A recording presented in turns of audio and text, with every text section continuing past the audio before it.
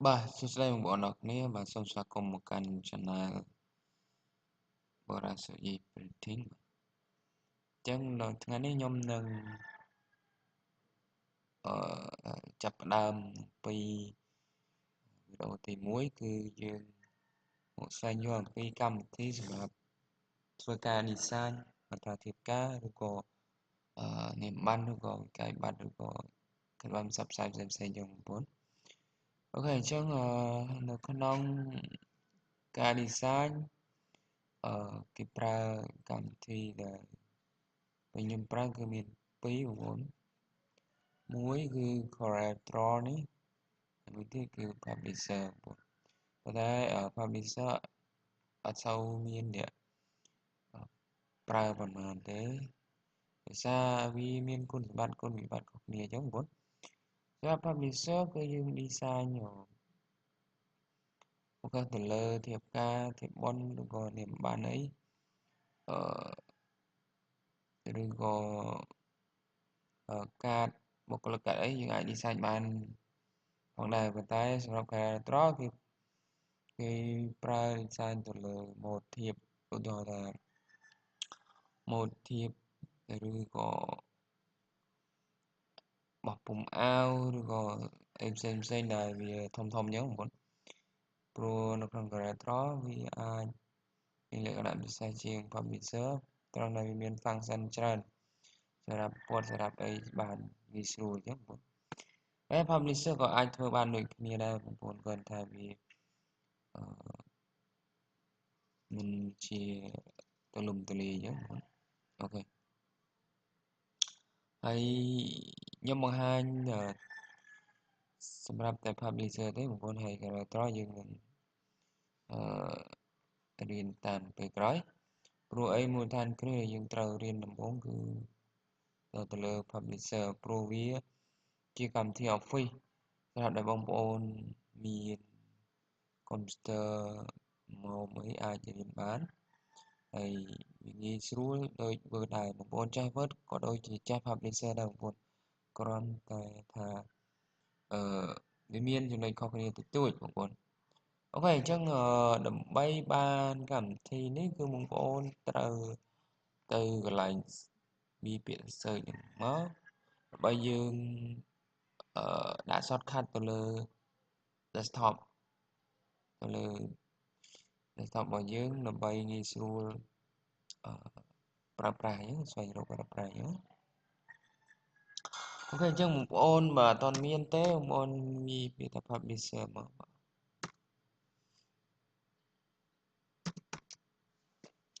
អញ្ចឹងបងប្អូននឹងឃើញនេះ publisher នៅកន្លែងនេះហើយដើម្បី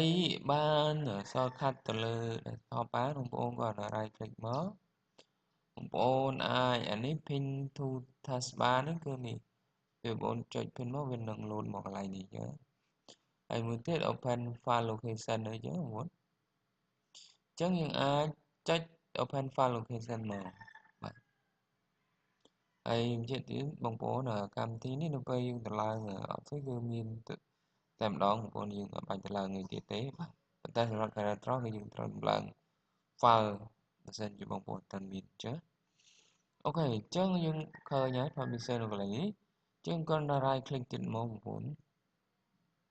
ហើយយើងធ្វើការ send to នេះមកហើយយកពាក្យ desktop create shortcut ហ្នឹងមកបាទតែប៉ុណ្ណឹងយើងបាន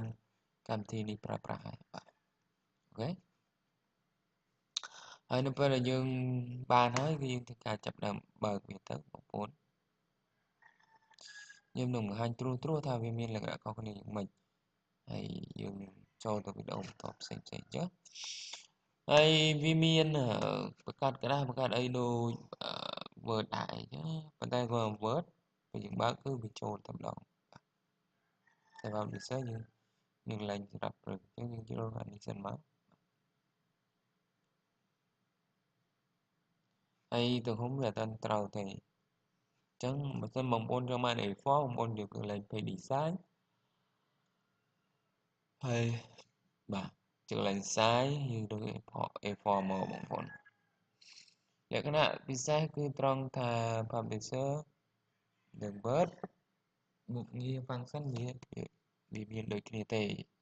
ប៉ុន្តែគាត់ថា workspace កន្លែងការងារយើងធ្វើគឺទូលំទូលាយជាង Word អញ្ចឹងWord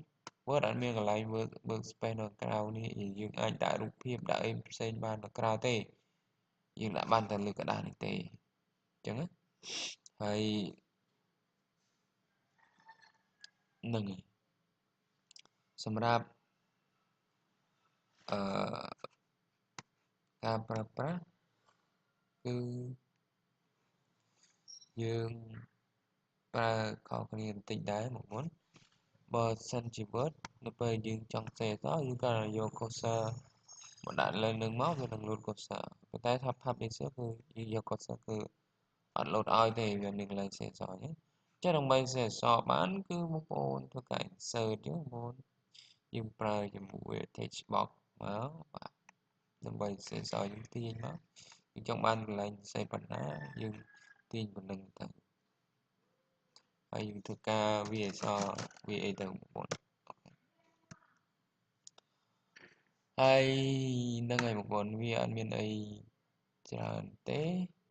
ហើយលក្ខណៈពិសេសខ្ញុំថាហ្នឹងគឺយើងអាចដាក់រូបក្រៅបានទេបងប្អូនឧទាហរណ៍ថាខ្ញុំយករូបណាមួយទៅ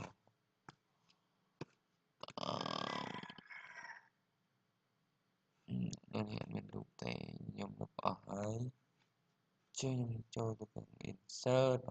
រូបភាពអី insert ដូចគ្នាដែរបងប្អូន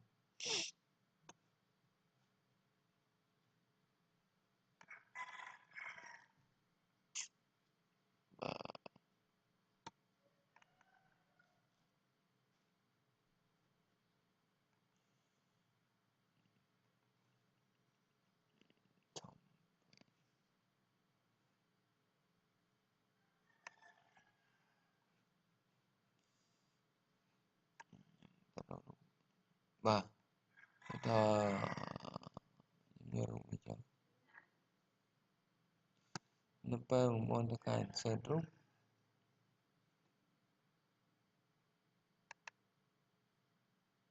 ចាំបន្តិច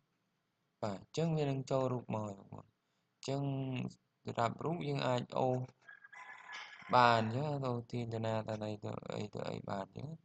ប៉ុន្តែសម្រាប់ Word ទៅពេលយើង insert តែយើងប្រើមុខងារនេះ web tick web អីចឹងមាន top and bottom ហើយមានទៅក្រោយទៅអីចឹងអាហ្នឹងសម្រាប់រូបភាពចឹងប៉ុន្តែសម្រាប់នៅក្នុងកម្មវិធី Publisher គឺយើងមិនបាច់ប្រើនឹងទេយើងអូសទៅកន្លែងផ្សេងបានចឹង